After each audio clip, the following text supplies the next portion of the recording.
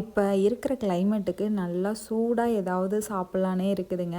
அப்படிதாங்க நைட்டு டின்னருக்குமே வந்து இன்றைக்கி வந்து இட்லி தோசைலாம் எதுவுமே ரெடி பண்ணலங்க.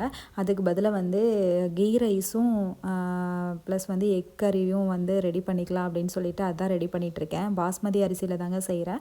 அதுக்கு வந்து ஃபஸ்ட்டு அரிசியை வந்து நல்லா ஊற வச்சுட்டேன். இப்போ வந்து எக் கிரேவி செய்கிறதுக்கு முட்டையை வந்து நல்லா வேக வச்சுட்டேன். அதுக்குள்ளே வந்து அதுக்கு ஒரு மசாலா பேஸ்ட் ரெடி பண்ணணும். அதுக்காக வந்து பெரிய வெங்காயம் 2 பெரிய வெங்காயம் ரஃபா சாப் பண்ணது, ஒரு 2 தக்காளி, கொஞ்சமாக கைப்பிடி அளவுக்கு வந்து கொத்தமல்லி தழை ஃப்ரெஷ்ஷாக, கூடவே ஒரு 10 முந்திரியும் போட்டு நல்லா ஃபைன் பேஸ்ட்டாக அரைச்சிக்கலாம். இப்போ வந்து ஜீரா ரைஸ் கீ ரைஸ் அது ரெடி பண்ணுறதுக்கு குக்கரில் நல்லா கீ ஆட் பண்ணிவிட்டு 1 டேபிள் ஸ்பூன் அளவுக்கு சீரகம், கூடவே வந்து பே லீவ்ஸ் 1, கொஞ்சமாக கிராம்பு, ஏலக்காய், 10 முந்திரி, ஒரே ஒரு வரமிளகா இதெல்லாம் ஆட் பண்ணி நல்லா வதக்கிக்கலாம். இது பொரிஞ்சதுக்கப்புறம் நம்ம ஒரு காரத்துக்கு தகுந்த மாதிரி ஒரு 2லேருந்து 3 பச்சை மிளகாய் ஸ்லிட் பண்ணி ஆட் பண்ணிவிட்டு ஒரு டேபிள் ஸ்பூன் அளவுக்கு இஞ்சி பூண்டு பேஸ்ட்டுமே ஆட் பண்ணி அது பச்சை வாசனை போனதையும் ஊற வச்சுருக்க அரிசியை ஆட் பண்ணிக்கலாம். இப்போது அரிசிக்கு தேவையான அளவு தண்ணி ஆட் பண்ணிவிட்டு உப்பும் ஆட் பண்ணிவிட்டு நல்லா மூடி போட்டு ஒரே ஒரு விசில் குக் பண்ண விட்டு எடுத்தால் சூப்பரான ஜீரா ரைஸ் ரெடி.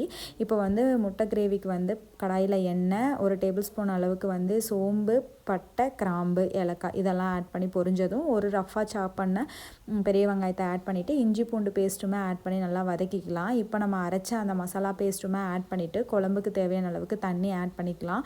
நல்லா ஆட் பண்ணி நல்லா மிக்ஸ் பண்ணிவிட்டு இப்போ மசாலா பொடி எல்லாமே ஆட் பண்ணியிருக்கலாம். நான் வந்து மல்லித்தூள், வரமிளகாத்தூள், கரம் மசாலா தூள், மஞ்சத்தூள், உப்பு இதெல்லாம் ஆட் பண்ணிவிட்டு நல்லா மிக்ஸ் பண்ணி மூடி போட்டு நல்லா திக்காகிற அளவுக்கு கொதிக்க விட்டுட்டேன். இப்போ இந்த கேப்புக்குள்ளே வந்து முட்டையுமே நல்லா உரித்து எடுத்தாச்சு. இப்போ வந்து நல்லா குழம்பு திக்காகி வரும். இப்போ வந்து ஒரே ஒரு குழிக்கரண்டி அளவுக்கு தயிர் மட்டும், புளிக்காத தயிர் எடுத்து நல்லா பீட் பண்ணி ஆட் பண்ணிக்கலாம். இப்படி ஆட் பண்ணும்போது டேஸ்ட் ரொம்ப நல்லாயிருக்கும், டிஃப்ரெண்ட்டாகவும் இருக்கும். வேணாலும் ட்ரை பண்ணுங்கள்.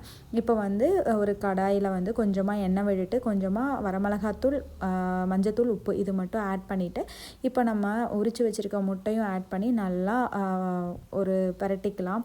அப்போ வந்து கொஞ்சம் டேஸ்ட் நல்லாயிருக்கும். வேணால் ஸ்லிட் பண்ணி கூட நீங்கள் ஆட் பண்ணிக்கலாம் எக்கை. நான் வந்து அப்படியே முழு முட்டையாக தான் ஆட் பண்ணி நல்லா வறுத்துட்டு இப்போ வந்து குழம்பு கொதிக்கிறது கூட இந்த முட்டையும் ஆட் பண்ணிவிட்டு கொஞ்சமாக கஸ்தூரி மேத்தியை வந்து நல்லா க்ரஷ் பண்ணிவிட்டு ஆட் பண்ணிக்க வேண்டியதான். மூடி போட்டுக்கலாம். சூப்பரான முட்டைக்கறி ரெடிங்க. ரொம்ப சிம்பிள், பட் ஆனால் டேஸ்ட் ரொம்ப நல்லாயிருக்கும். அது இந்த சூடான ஜீரா ரைஸு, தேங்காய் பால் சாப்பாடு இது கூட எல்லாம் பெஸ்ட்டு காம்பினேஷன். கண்டிப்பாக ட்ரை பண்ணுங்கள். நாங்கள் இன்றைக்கி இப்படி தாங்க டின்னர் முடித்தோம். ரொம்ப நல்லா இருந்துச்சுங்க. கண்டிப்பாக ட்ரை பண்ணுங்கள். அதுவும் இந்த கிளைமேட்டுக்கு ரொம்ப சூப்பராக இருந்துச்சு. என்னோடய வீடியோ பிடிச்சா லைக் பண்ணுங்கள். நம்ம சேனலுக்கு ஒரு சப்ஸ்கிரைப் பண்ணுங்கள்.